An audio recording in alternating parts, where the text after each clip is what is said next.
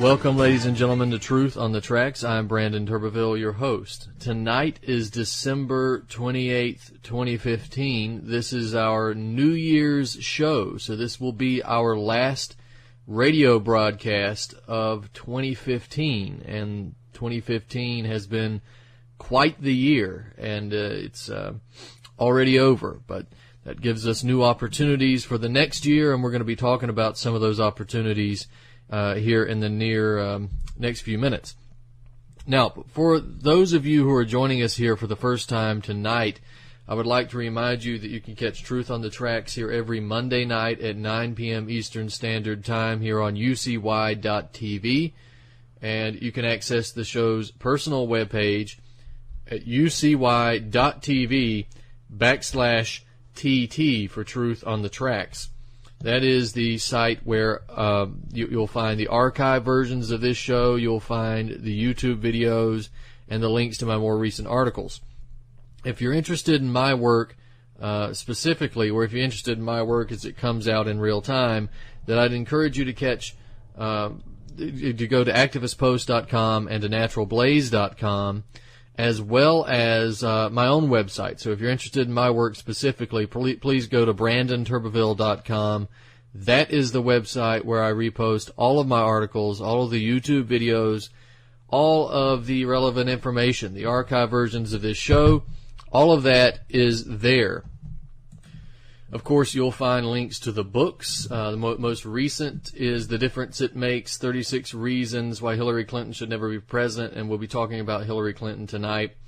You'll also find the other books, such as The Road to Damascus, The Anglo-American Assault on Syria. All of that is available there on the Books tab. If you are from another country and you speak another language primarily, then you can click on the Translate button to get your language translation of my website. There, it's very simple. And if you want to support me and support this broadcast and support the website, please take advantage of the Amazon affiliate link. Please take advantage of that. All you have to do there is click on the Amazon affiliate symbol, and then do that before you add anything into your account. Go ahead and sign in, and then go back to my website and click on that Amazon link. It'll take you there, do your shopping. It won't cost you anything extra, but I'll get a little bit of commission. Now, the things that we're going to talk about going forward. Of course, we're going to try to catch up on the news. I want to mention a few things about the situation in Syria. We want to talk about the Turkish involvement, the Saudi Arabian involvement.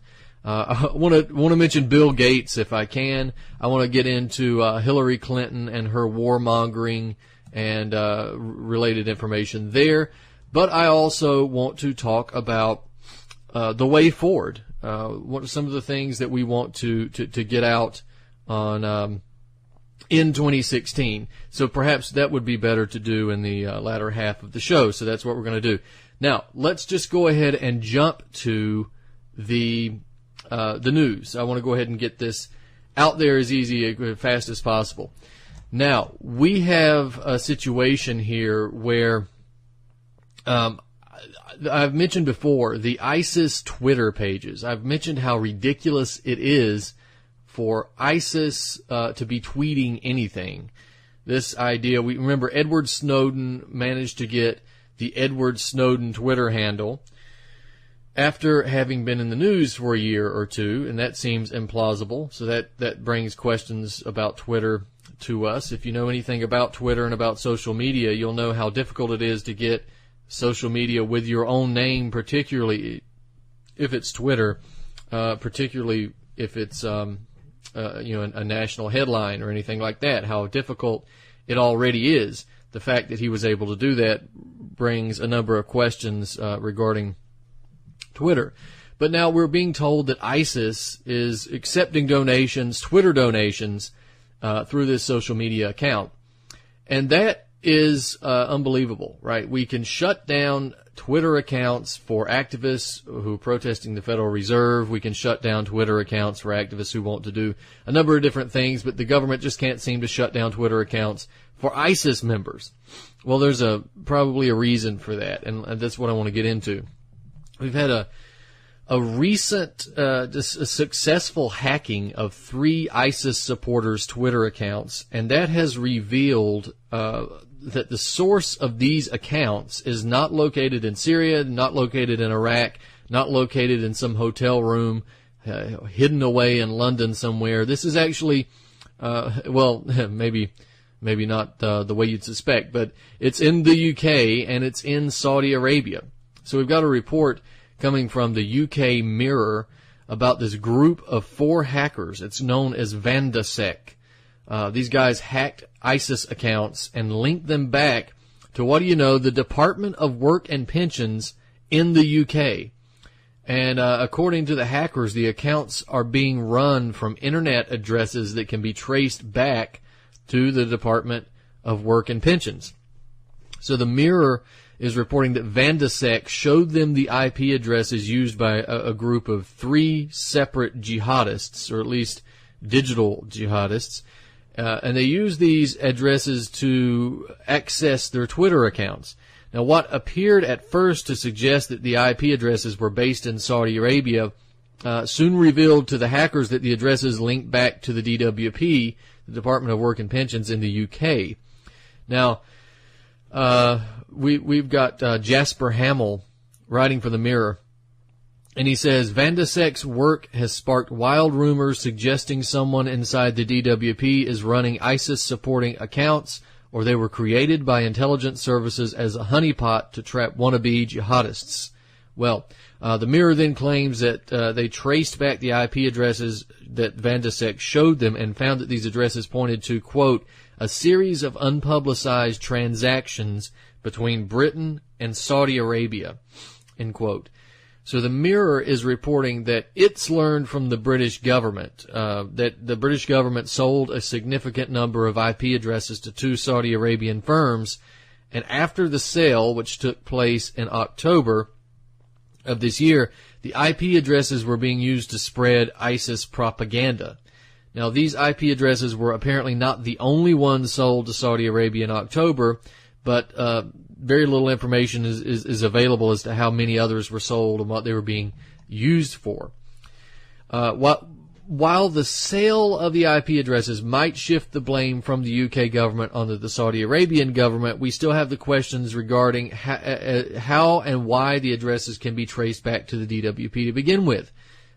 Some are arguing that the addresses can be traced back to the UK because the address records had not been fully updated yet. The UK Cabinet Office has officially admitted to selling IP addresses to a number of Saudi telecom and mobile telecommunications companies based in Saudi Arabia earlier this year. But the question of why the Twitter accounts bear a bit more explanation, at least officially, as to why they can be traced back to Britain. Regardless of all that, the fact that these Twitter accounts are active in Saudi Arabia and are operating with scant regard for any possibility of being discovered and punished, that's telling enough.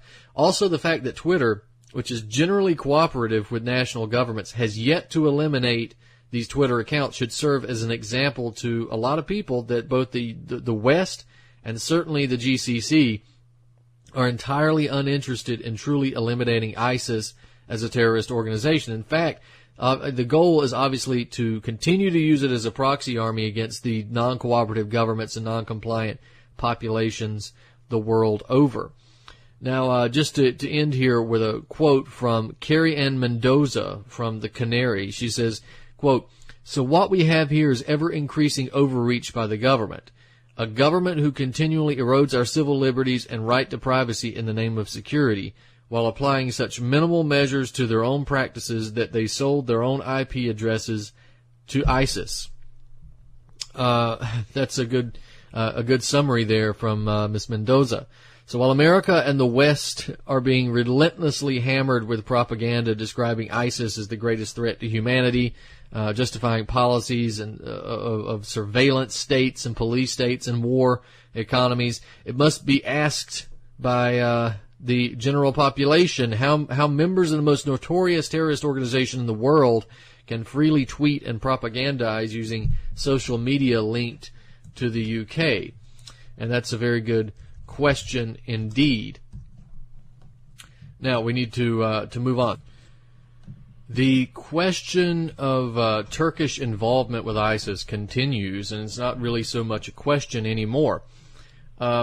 Remember, in August 2013, we had a horrible chemical weapons attack that took place in Ghouta, the Damascus suburb, where we had a number of civilians killed. And immediately we had images of dead and dying civilians being broadcast across Western television screens, and the blame was placed on the shoulders, of course, on Bashar al-Assad and his government. The Western governments, the U.S., NATO, as well as the GCC, as well as Israel, they were all promoting this idea that Assad had gassed his own people. And this attack was very nearly the trigger for a direct NATO invasion of Syria on the basis of humanitarian intervention, humanitarian bombing, I guess we should say, until the Russians stepped in and negotiated a plan with Assad to destroy Syria's stockpile of chemical weapons. Those attacks, however, were never committed by the Syrian military. They were committed by the Western-backed terrorists who not only directly targeted innocent civilians, but actually kidnapped a number of these civilians from other locations in Syria, like Malula, and took them to Latakia, and took them to Ghouta to be used as human stage props for effect. Now, these attacks were not only pounced upon by Western governments, but it's extremely likely that NATO was well aware of their planning before they ever took place. Now, many researchers in the alternative media were able to kind of observe this evidence and debunk the official line coming from the U.S. State Department and its mainstream media mouthpieces as this was happening.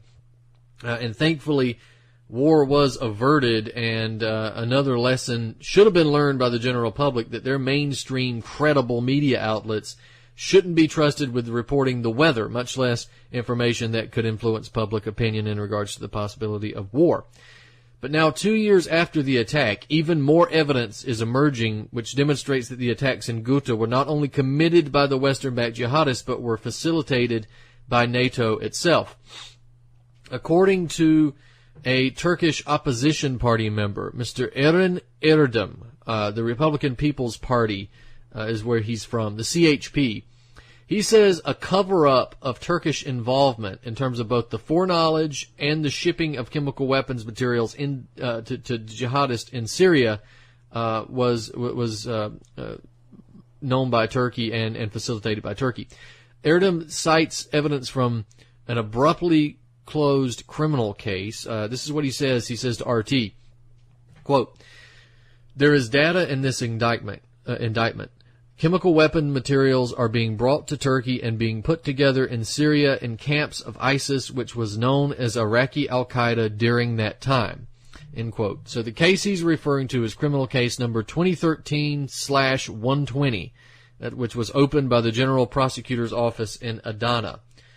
According to RT, the investigation revealed that a number of Turkish citizens took part in negotiations with the Islamic State, or ISIS, and their representatives on the supply of sarin gas.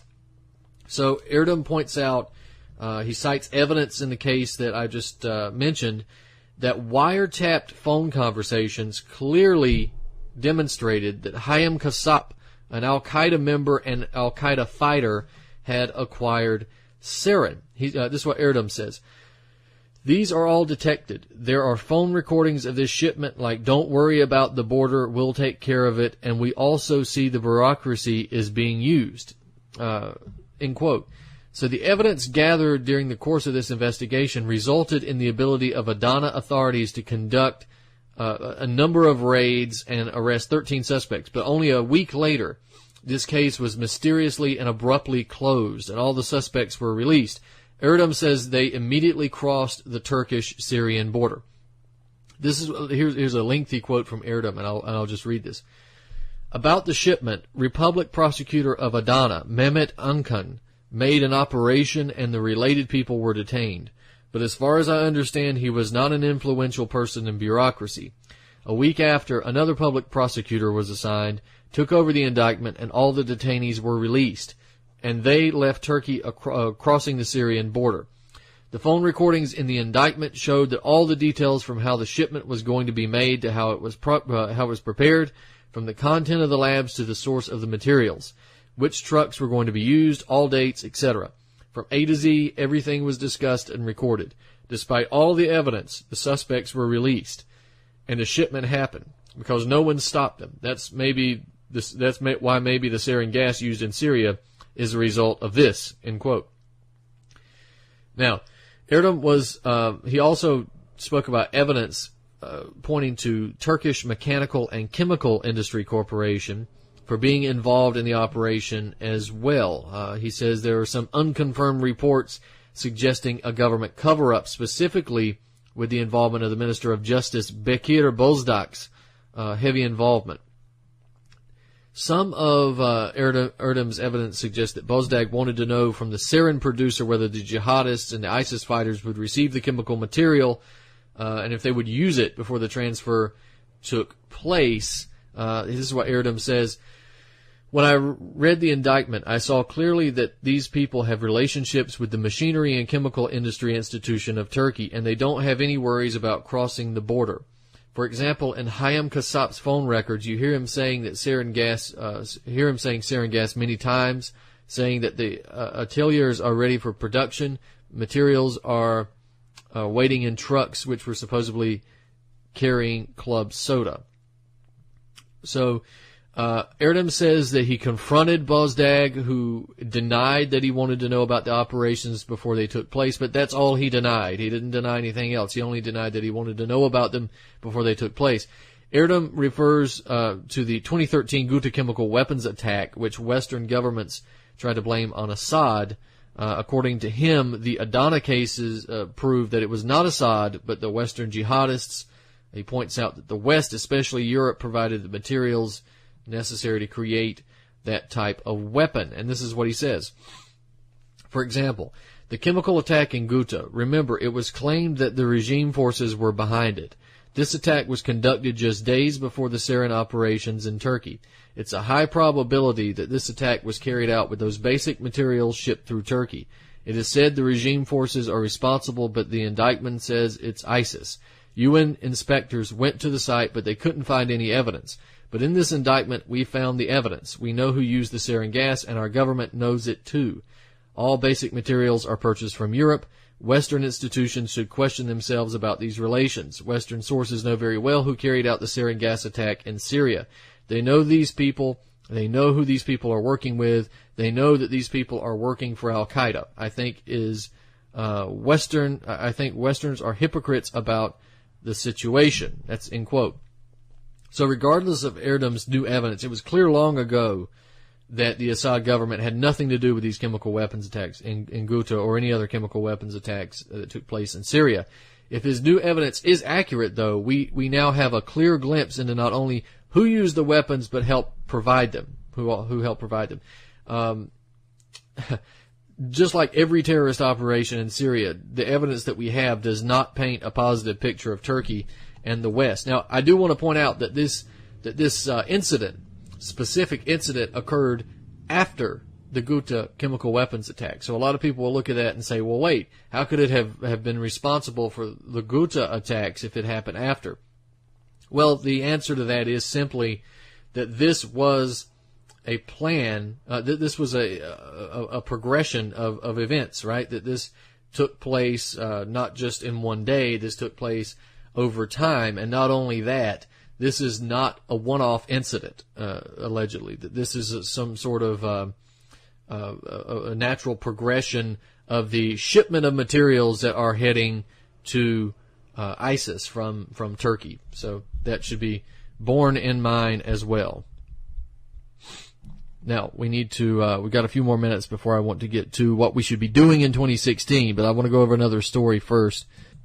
And since we're talking about Turkey here, I think it's important to go on some other information that we have.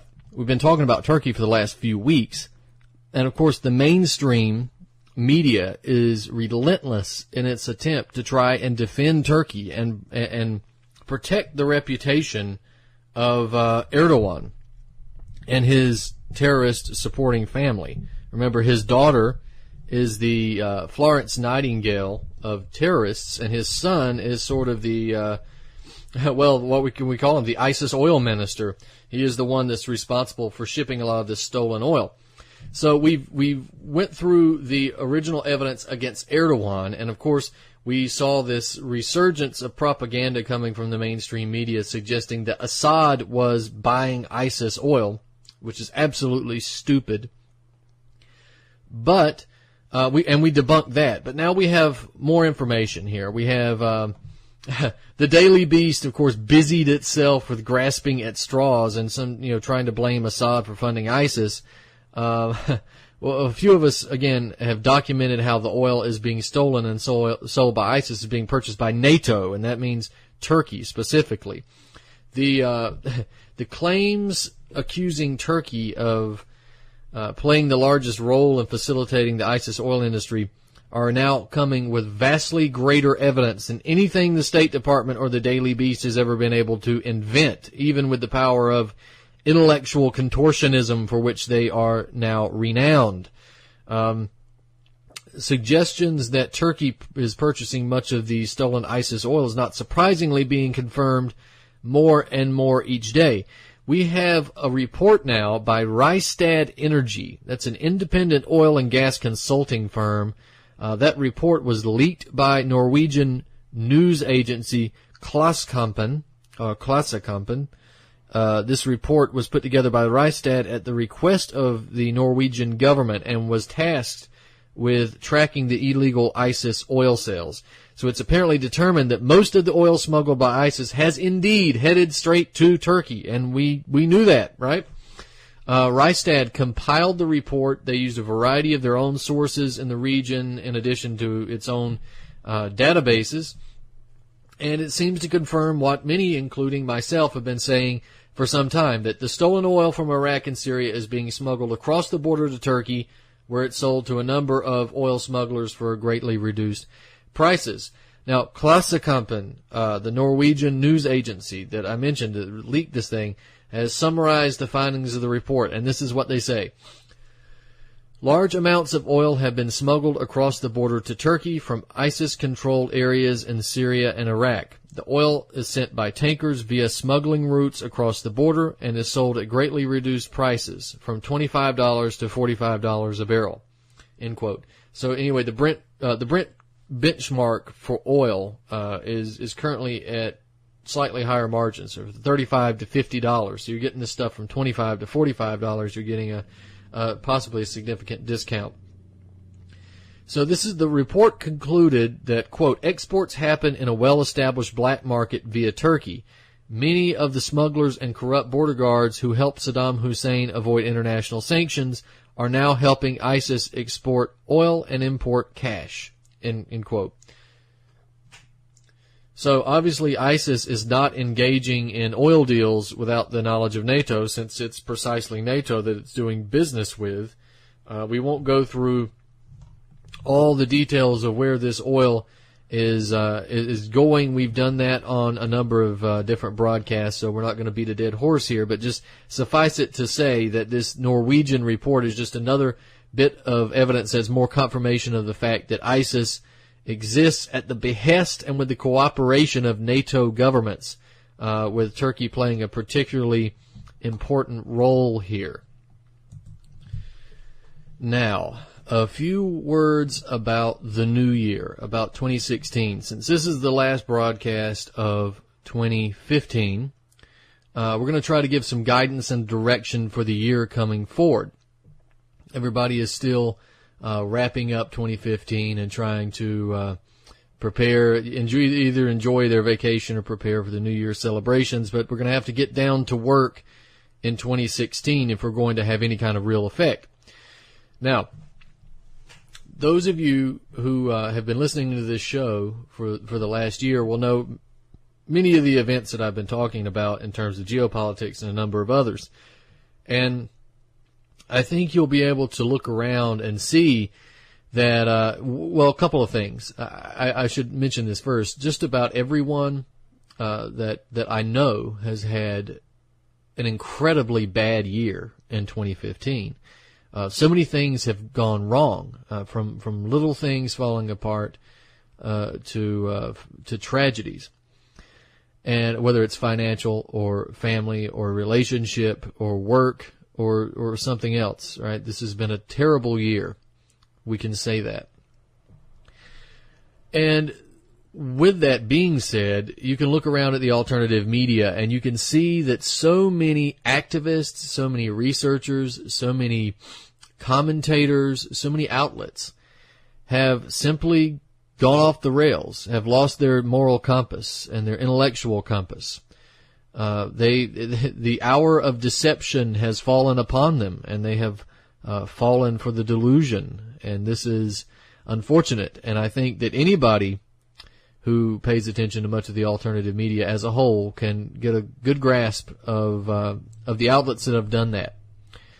But in this type of situation, it's important for you to maintain your own center, right? Your moral center, your intellectual center, and your center of principles. And that's one of the things that I want you to take with you into the new year, which is if you're following media outlets, if you're following media personalities, if that personality or that outlet goes over the cliff, then you'll go with them.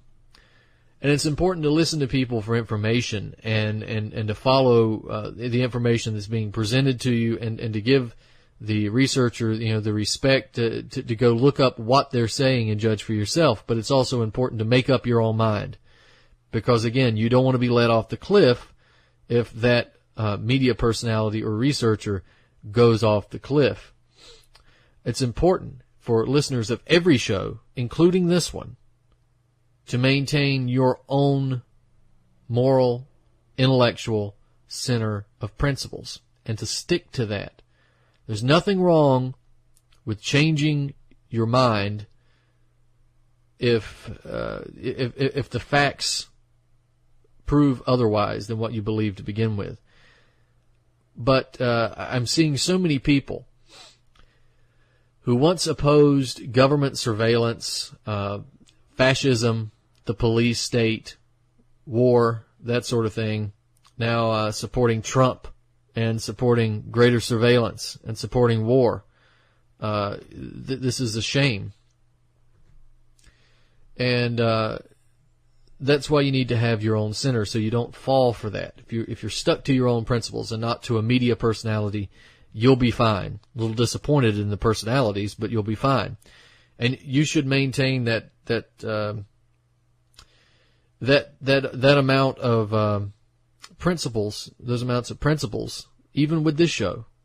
Because if one day I start going off the rails, I won't take you with me, and I don't plan to do that. But it's important to maintain your own center. Now, with that in mind, we want to talk about what we're going to do for 2016. What should we do? Because we are in a situation where it has done nothing but get worse in this country over the last year. And a lot of activists, a lot of researchers, a lot of media outlets out there who are doing a good job and are continuing to do a good job. And a couple of notes I want to make on how we should approach this in 2016. First of all, the idea of coalition building. This is necessary. Now, you're not going to get everyone into a united front on everything, which is you're not going to get some of the anti-vaccine people to go along with the tax Wall Street people. You're not going to get some of the anti-war people to go along with the pro-gun people. That's just the way it is. People can't agree on these things, and we can live with that if we approach it in a rational fashion. Now, there are a number of different issues, and I want to get into this shortly, but there are a number of different issues that we're facing, whether it's the gun issue, whether it's the vaccine issue, whether it's the economics issue, whether it's the war issue, the foreign policy. We need leaders. We don't need fractionalized anarchist groups that simply can't get along for 3 days amongst 5 different people, much less trying to build a coalition to build a movement with. So what we need are leaders. I keep going back to the gun issue because I think a lot of people can relate to it. But we can also apply this to the vaccine issues, right? We've got a number of national organizations that oppose gun control and that oppose forced vaccinations. A number of these national organizations. And then we've got organizations that stand for largely the same principles at the state level. And then we've got some of them at the county level and some of them at the city level. And all that's well and good. But say if you're in one state, let's say you're in, I don't know, Connecticut, and you've got the NRA, and you've got Gun Owners of America.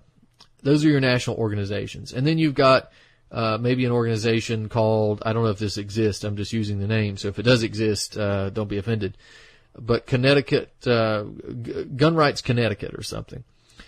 And then you've got different counties in Connecticut with gun rights organizations, and then different cities have these gun rights organizations. So when gun rights or gun control laws come into Congress at the national level, at the state level, or even maybe at some county or city levels, what you're left with is fractured opposition. You're left with your city organizations only working in their city. The national organizations don't come to help. State organizations don't come to help. And then when you have national laws coming down the pike, you have the national organizations that respond to it, and the small organizations don't join forces. So you have this fractionalized opposition. And none of them can fully agree on everything. None of them can fully agree on anything, unfortunately. So this has to change. This has to change. We need leaders to go and unite these groups, not into one group, not even into groups that necessarily agree. We need a united front against gun control, right? That's a united front against gun control. And you can do this. The listeners to this show can do this. You don't need to be a big professional person, a community organizer. You don't need to have all these special skills. Some people are more skilled at this stuff than others. But what you need to be able to do is to look at common themes, right? And in order to get something done, in order to get a win in our column. Now, some gun rights organizations support the right to own guns. They don't support certain other laws. Some won't go as far. For instance, some won't support any gun laws. I don't support any gun laws. Some will say that reasonable gun laws are acceptable. We can have concealed carry. We can have open carry permits. We can have this type of thing. So naturally, if you're going to unite these groups, your first demand, of course, is going to be as weak as the weakest demand in your united front. So you gotta judge carefully which ones are real revolutionary organizations, real organizations interested in the welfare of the issues that you're dealing with, and with which organizations are simply either disinfo or just too weak to count. And you'd want to try to include as many people as possible. Right? And again, this is not just guns. This applies to vaccines. This applies to GMOs. This applies to a lot of this different stuff. So our goal is not to go out and educate people. That's part of the goal. That's necessary to any type of revolution or mass movement. But it's not our goal in and of itself. Enough with education. Just because people are educated doesn't mean anything. They say knowledge is half the battle. Well, maybe, but it's only half. And this is something that we've got to understand. Just educating people and then sending them off to flail about alone does not do anything. We need people who are able to grab these organizations and pull them together and force change in the system. Now, Martin Luther King Jr., this guy was a professional at this. This guy knew what he was doing. He was killed because he was so good at this. Right? Because he brought people together. In the civil rights movement, Martin Luther King was not just one guy who got a bunch of his friends to go out and march, right? He was smart enough.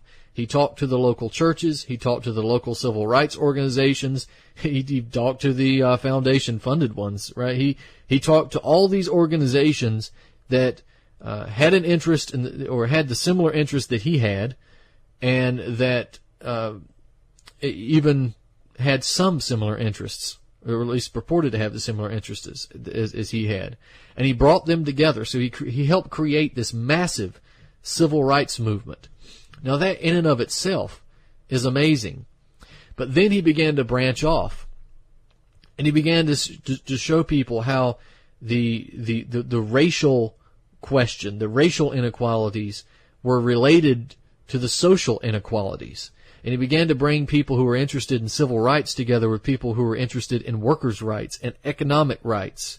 So he began to merge these two movements. And then the question of Vietnam came into play. And he began to unite the civil rights activists with the workers' rights activists with the anti-war activists. And all of this combined was creating a massive, massive revolutionary movement in America. And for that, King was killed. Now, I'm not asking anybody to be a martyr, but if you really want to change the face of the world, change the face of this country, which would by definition change the face of the world, then this is the type of organization that you need to engage in. You need to go out there and you need to pick an issue, whatever you're most passionate about.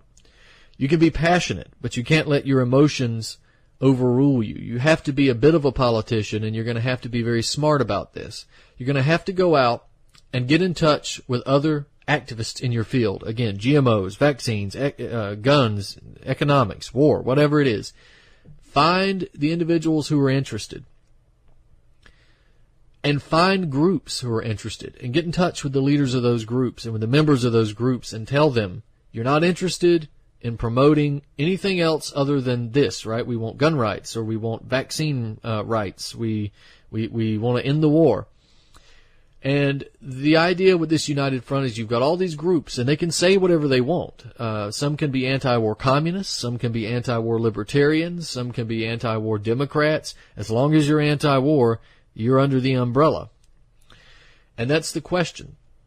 That's the technique. You bring all these people together under one common cause, and then you can make effective change. And then there exists, once that's done, the possibility of uniting those groups with other major movements, right? The one area where we actually had some success is, of course, the natural health area, where the GMOs and stuff like that. Even though it's getting darker, more and more people are starting to wake up. So. And there's more and more organic food here than there was 5 years ago. So that's a positive sign. But a lot of that has only been accomplished simply by education, and there's got to be more movement. There's got to be more aggressive movement. The other note I want to make is you can't simply be defensive. It's not enough to say we have all these groups and we want to prevent any more gun control legislation from taking place. No, you have to go on the offensive, and you have to start attacking the system as it stands, right? Not only do we want to prevent more gun control legislation, we want to remove the gun control legislation that's already there. That's the type of offensive strategy that I'm talking about. Not only do we want to continue and keep our vaccine exemption rights, then we also want to remove the demands that we have to get exemption forms to begin with, right? This shouldn't even be an issue. So that's what I'm talking about in terms of offensive strategy versus defensive strategy. We'll be talking more about this over the year, because this is the direction we need to be going in. So, again, I'm calling on you, the listeners. I'm calling on the readers of my website, the people who pay attention to my work, to get out there and to find your issue, to sit down over the next week and determine what issue you're most passionate about. And then get out there and try to build a coalition. It's going to take time. It's not going to happen in a week. And you're going to have to tailor your message to different peoples and different groups. But you need to bring people together. Come up with a strategy. And get in touch with these groups. If you live in Montana, okay, well, then you need to try to bring all of your county groups together, or your city groups together in your county, and then try to bring the county groups together, and then bring the state group into connection with the national groups, and then expand this on until we have a national coalition. You can do this Don't worry about all this other stuff, right? About what people are going to think about it, or could you be doing something in a different way? If you can lay the groundwork down to get this type of connections built, then you will be on your way to changing the world. You might not necessarily be the guy who is on TV every day giving interviews about it, but wouldn't it be great to play a major role, even if you don't get the televised glory for it, to get this stuff going?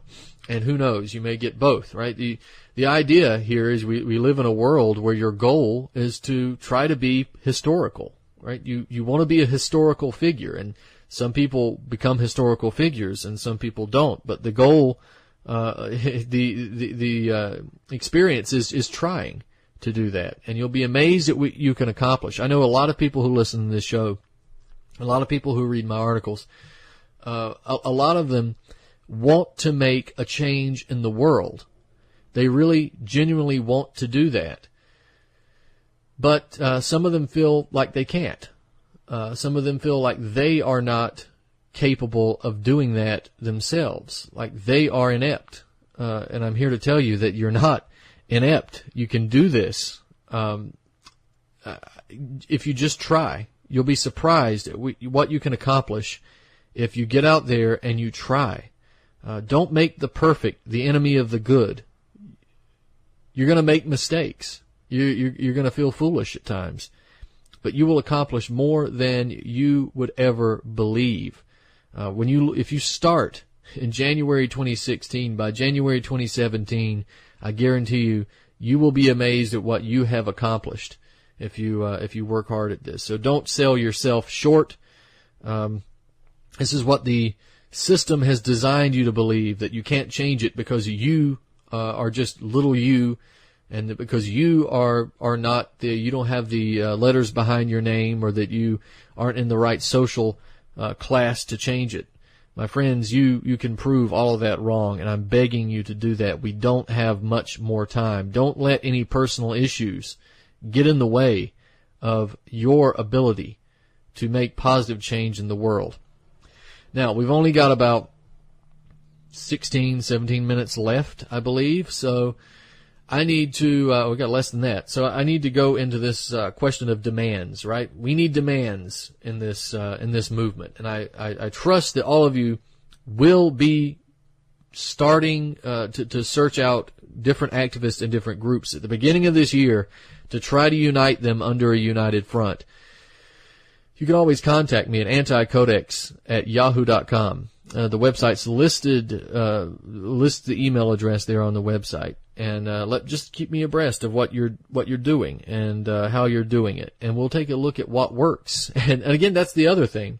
Some of this stuff has been tried before, and some of it hasn't. So you do these things, and sometimes you realize you're having an amazing effect, and things just click and they work, and we know what works, so we can build on that. And sometimes you try something and it falls flat, and then there's no reason to be discouraged if it falls flat, because now we know what not to do, right? We just learned that this doesn't work, so we know not to do that for the next time. So this is very important that we really get out there and try to unite these groups, unite these individuals, and again, stick to your core principles in this process. Now, as this person who's trying to unite these groups, you're going to have to water everything down to get more people on board. The more revolutionary you are, the smaller your numbers will be. But the point is to get as many people on board as you possibly can. So it's to water it down, sure, but it's to make this giant push to push these organizations and these people and the system as it stands at least inched forward in the right direction. And then your step will be to expand those demands to gradually more revolutionary demands. And then maybe you'll lose a few stragglers, maybe you'll gain a few, who knows, but you can push gradually in that direction as well. This applies to so many different things. Again, guns, vaccines, economics, war, drug laws, all that kind of stuff.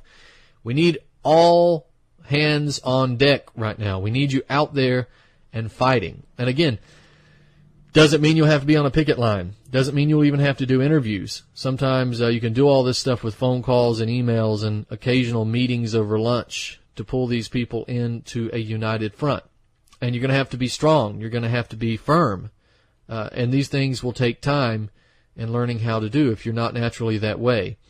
But you'll have to create a set of principles. You'll have to stick to your set of principles, but create this umbrella to bring people in to a wider range of ideas. Now, let's talk about the demands, because I want to lay out the demands in the last show of 2015, because we've got to have demands if we're going to protest. If we're going to go out in the street and demand things, then we absolutely must know what we are trying to demand. Now, what we want to do, and this is in the last few minutes, because I can't go into too much detail because we only have so much time, but we'll be going into detail in the future. Here are some things that we want to demand. We'll start with economics, right? We have the bailouts of banks and financial institutions, which are continuing. We want to end those bailouts of banks and financial institutions. We want to end the concept of too big to fail. Any public money that's given to private banks to maintain solvency, we have to claw that back by a variety of available means. Banks that find themselves insolvent must be seized by the Federal Deposit Insurance Corporation for Chapter 7 bankruptcy proceedings, right? Immediate triage of the bank assets with derivatives being separated and eliminated during the process. And this is something that's going to become more important as we move along in the year 2016. The Fed has just raised interest rates. The United States economy right now is fairly naked, and it's open to a number of different types of attacks and dangers. So we have to be careful about that. But we need to. These are part of our demands, right? Also, we want to bring back the separation of banks, and brokerage houses and insurance firms, because we want to reinstate the Glass-Steagall Act. That's what we want to do. We want to ban adjustable rate mortgages. We want to ban credit default swaps, because these things are dangerous. We want to enact a 1% Wall Street sales tax for revenue generation, and we want to discourage dangerous forms of speculation. Wall Street sales tax should be applied at the rate of 1% to financial market transactions such as stocks, bonds, flash trading, e-trading, high-frequency trading, debt instruments, and the notional value of derivatives, of course. A reasonable exemption of $1 million per person per year should be enacted in order to prevent the placement of taxes on individuals who shift around personal financial assets or make investments for the 401k or other retirement accounts. The 1% tax should be paid by the seller of the instrument, not the buyer, and the proceeds accrued from the tax should be split evenly between the federal government and the states. The Wall Street sales tax at only 1% is estimated to bring anywhere from hundreds of billions to tens of trillions of dollars. A 1% Wall Street sales tax is capable of funding the social safety net and the U.S. government, as well as effectively eliminating the budget deficit at the federal and state levels. All of this while discouraging dangerous forms of speculation and derivatives trading. So the revenue from this tax should be used to fund Social Security, Medicare, Medicaid, unemployment insurance, SNAP benefits, on-budget infrastructure spending, eliminating the budget deficit of the states and the federal government. All that stuff, right? Social Security, Medicaid, and Medicare benefits must be increased to accurately reflect the current world situation, the inflation, cost of living adjustments, etc. We need to eliminate the individual mandate in Obamacare. That is the worst part of Obamacare, the individual mandate. And instead, we want to extend Medicare for all so that all Americans have access to health care. We could have a standard cost for the basic benefits of Medicare. It can be, cost reductions for working class, poor people, free to people in poverty, very low prices for working and poor people. We can do that with the Wall Street sales tax, right? That will fund it. And no individual mandate. You don't want it, you don't have to have it, but it's there if you want it. We can also increase unemployment insurance and SNAP benefits to reflect the economic situation, the cost of living, inflation, etc., for the duration of the depression. And once we get out of this depression and we get jobs back by ending free trade, we can look at adjustments. We can use the Wall Street sales tax to promote free college education to students who excel in high school for the duration of the college career, not because of their demographics or because we want to change the demographics in college or anything like that. People who excel should be rewarded for their excellence, and that's how we should provide that. We could do that with the Wall Street sales tax. Now, we want to increase personal exemptions and tax deductions for working individuals and working families. Require a 15% reserve requirement for all over-the-counter derivatives. That's important as well. We want to stop all foreclosures on primary residences, businesses, farms for at least 5 years or the duration of the financial crisis, whichever one comes first. If an individual can get a signed note from a judge stating that the lack of payment to the bank was the result of economic hardship or illness or bank-based fraud, the bank cannot repossess. The bank must produce the note in any case of repossession. We need to set a 10% maximum interest rate on all credit cards and payday loans. We want to bring reasonable and sensible regulation back to the commodities markets by requiring a 100% margin requirement, position limits, reasonable anti-speculation protections that will help prevent oil and gasoline spikes in price in the future. We want to restore individual Chapter 11. We want to nationalize the Federal Reserve. This is very important. The Federal Reserve should be seized by the United States government and placed under the U.S. Treasury. It should be renamed the National Bank of the United States. From this point on, the size of the money supply, interest rates, lending types, etc., all that stuff should be decided by laws debated and passed by the Congress and signed by the President. The U.S. government will no longer need to borrow from private banks or foreign countries once this is done. They can use the inherent credit-creating power of the Fed, of the new national bank, to immediately begin lending for a variety of purposes that involve physical production and tangible improvement in the living standards of the American people. This means that the money being used should be used in order to jumpstart an economic recovery, prepare a high-skilled labor force for a high-skilled future job market, create a culture of science drivers and human progress, agriculture, infrastructure repair and development, all of that. We should have trillion-dollar tranches being issued from the National Bank for the purpose of repairing national infrastructure of roads, rail, government buildings, all that stuff. These tranches should come in the form of 0% interest, 100-year bonds, century bonds. Similar offers of credit need to be issued to refurbish our idle manufacturing and industrial infrastructure. We could use 0% interest credit being issued from for the jumpstart of private businesses, large businesses, small businesses, you name it. Whether it's massive manufacturing operations, whether it's small mechanic shops and restaurants, we can use that credit. We can maintain commercial credit for retail stores, launch a campaign of hospital rebuilding. All the jobs resulting from this money need to be union scale in terms of pay and benefits. We need to instate a Buy American clause in this situation.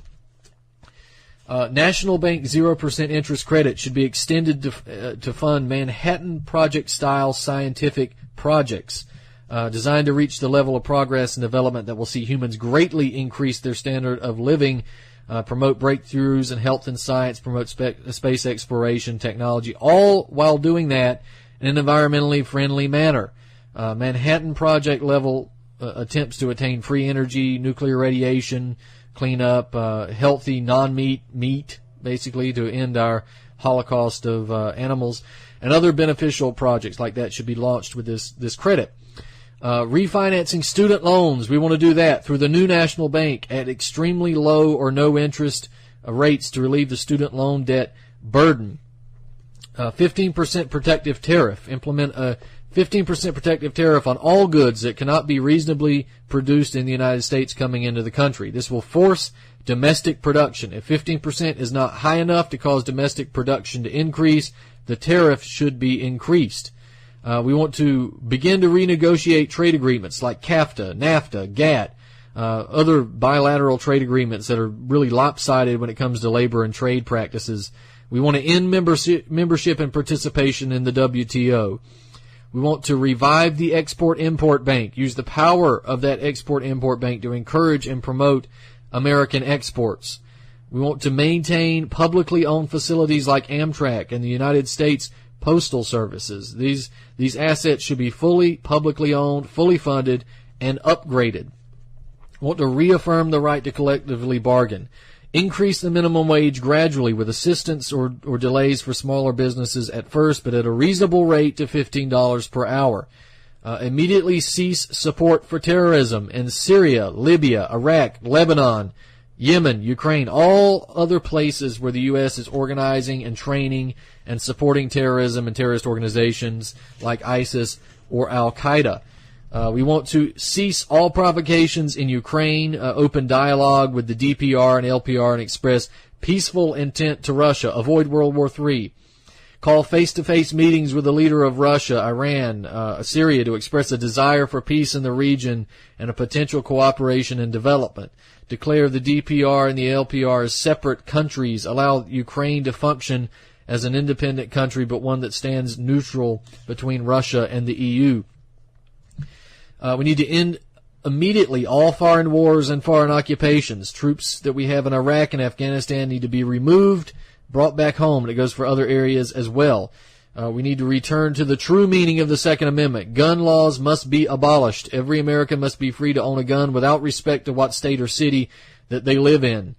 We do need to end illegal immigration. No border fence, of course, that tries to keep us in, but illegal immigrants, while not the fault of the individual people, do destroy social cohesion, national identity, living standards, job opportunities, wages, etc. So immigration should not be banned entirely. Of course, it should be legal and controlled. We need to repeal any law requiring vaccination for adults or children. We want mandatory labeling of all genetically modified food in the interim period between a total ban. That's our goal. We want a ban on GMO cultivation except for controlled scientific purposes for plants, not animals. No genetically modified products should be allowed in the open environment or the human or animal food supply. Parity pricing for family and small farmers. Enforce monopoly laws to ensure that major corporations do not create or maintain monopolies over any particular industry. Remove property taxes on primary residences on individuals and families. Remove property taxes on vehicles, one per person in the household. Abandon all plans for carbon taxes or cap and trade. We need real environmental protections like cleaning and radiation contamination, growing mercury spills, oil spills, ending deforestation, and the like. Legalize and encourage the production of hemp. End the war on drugs, okay? That's important as well. Now, we're running out of time. There's a lot more I want to get into, but we're not going to be able to get into it because the show is ending. But we're going to, trust me, we're going to focus on these types of demands and solutions in 2016, as well as the other information that you get here, the geopolitical stuff and the other commentary as well. So, ladies and gentlemen, this has been Truth on the Tracks. Happy New Year. Happy 2016. We'll see you next week.